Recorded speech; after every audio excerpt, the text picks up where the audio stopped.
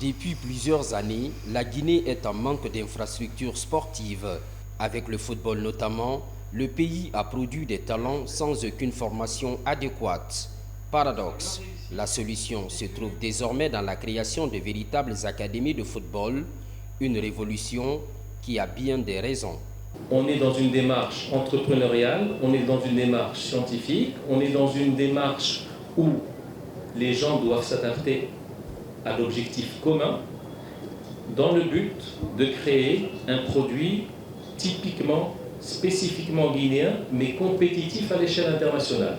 Pendant ce temps, l'Académie a pu glaner sa première promotion composée de 20 pépites. La liste ira crescendo dans les prochaines années. C'est l'une des missions du tout premier directeur sportif, recruté sur la base d'un appel d'offres international.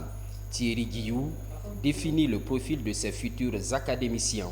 On va ouvrir des détections dans les prochains mois, des détections qui demanderont beaucoup d'exigences. Seuls quelques enfants intégreront l'académie, mais ces joueurs-là seront des joueurs à potentiel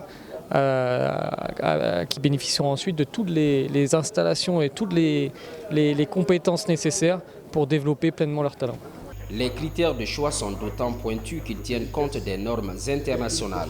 Une exigence soutenue mordicus. Avoir des infrastructures est une chose, mais avoir les hommes pour faire le travail pour lequel ces infrastructures ont été mises en place, c'est tout autre chose. Donc les ressources humaines pour nous étaient l'élément clé de la réussite de notre académie. La mise en place des infrastructures pour la pratique du football se développe en Guinée.